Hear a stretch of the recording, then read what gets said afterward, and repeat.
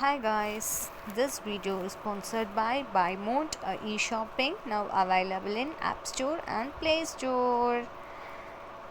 Hi guys, பின்னே நான் சூப்பரான ஒரு ரெசிபியோட வந்துட்டேன். என்னடா தமிழ்நாடு அரசு நல்லா போட்டிருக்குன்னு பார்க்குறீங்களா? ஒன்றும் இல்லைங்க, நம்ம வீட்டில் இந்த சின்ன குழந்தைங்கள இருக்கிற இடத்துல வந்துட்டு நிறைய இந்த சத்து மாவெல்லாம் கவர்மெண்ட்லேருந்து கொடுக்குறாங்க. அது கவர்மெண்ட்டில் இருக்கிற அதனால நிறைய பேர் கொடுக்கறதுக்கெல்லாம் மடித்து அதை குழந்தைங்களுக்கு கொடுக்கறதுக்கெல்லாம் யோசிக்கிறோம். வாங்க நம்ம சூப்பரான ஒரு ரெசிபி இதெல்லாம் பார்ப்போம். என்ன ரெசிபின்னு கண்டுபிடிச்சிருப்பீங்க. ஒன்றும் இல்லைங்க, இதை வச்சு கேக் தான் பண்ண போகிறேங்க. வாங்க பார்க்கலாம். அதுக்கு வந்து நான் ஒரு ஜாரில் 1 கப் அளவுக்கு நான் வந்து இந்த சத்து மாவை எடுத்துக்கிறேன். சரிங்களா?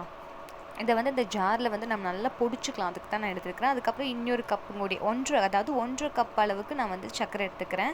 அதுக்கப்புறம் பொடி எடுத்துருக்கிறேன். அது கூட வந்து சுகருக்கு தேவையான அளவு நம்ம வந்துட்டு சர்க்கரை போட்டுக்கோங்க. உங்களுக்கு கரும்பு சர்க்கரை போடணுன்னா போட்டுக்கலாம், இல்லை ஒயிட் சுகர்னா ஓகே, உங்களுக்கு எப்படி போட்டுக்கணுமோ அப்படி போட்டுக்கலாம். அதுக்கப்புறமா ஒரு முட்டை எதுக்குன்னா கொஞ்சம் பஃபியாக வரதுக்காக தான் அந்த முட்டை, கொஞ்சம் சாஃப்ட்னஸ் கிடைக்கும். அதுக்காக தான் இந்த முட்டையை நான் சேர்த்துக்கிறேன். இப்போ முட்டதுக்கப்புறமா வந்து பால், அதே மாதிரி 1 கப் அளவுக்கு நான் பால் ஊற்றிக்கிறேன். இதை வந்து நல்லா மிக்சியில் போட்டு நல்லா நான் வந்துட்டு க்ளம்ஸ் இல்லாமல் நல்லா திக் பேஸ்ட்டாக அரைச்சிக்கிறேன். பார்த்தீங்களா என்னோடய கன்சிஸ்டன்சி எப்படி இருக்க பாருங்கள்.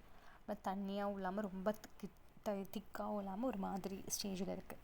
இதை வந்து நான் பாத்திரத்தில் போட்டுட்டு அதை வந்து நம்ம எப்போவுமே பேக் பண்ணுற மாதிரி, யூஸ்வலாக வீட்டில் வந்து ஓவன் இல்லாதவங்களாம் எப்படி பேக் பண்ணுவாங்க, குக்கரில் தானே, அதே மாதிரி தான் நான் குக்கரில் பண்ண போகிறேன்.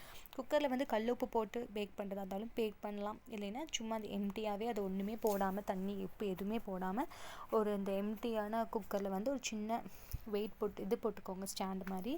அதுக்கு மேலே இந்த பாத்திரத்தில் ஊற்றி வச்சுருக்கிற அந்த மிக்ஸியும் போட்டு நல்லா மூடி வச்சுருக்கலாம். நம்ம வந்து விசில் போடக்கூடாது, விசில் போட்டால் அப்புறம் வெடிச்சிரும். அதனால நம்ம என்ன பண்ணுறோம், லைட்டாக மூடி வச்சுக்கலாம். விசிலெல்லாம் போடாமல் மூடி வச்சுக்கலாம். மூடி வச்சு எடுத்து பார்த்திங்கன்னா அப்பா வீடே மணக்குங்க. உண்மையாலுமே ஸ்மெல்லே செம்மையாக இருக்கும்.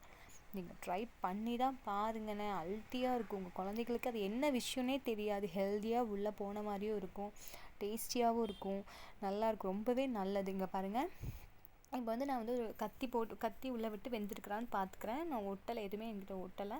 ஸோ இதை எடுத்து நான் வந்து கட் பண்ண போகிறேன். பாத்திரத்தில் போட்டேன் பாருங்கள், சாஃப்டியாக இருக்குல்ல. இது நான் கட் பண்ணுறேன் பாருங்கள், உங்களுக்கே தெரியும் எப்படி இருக்குன்னு.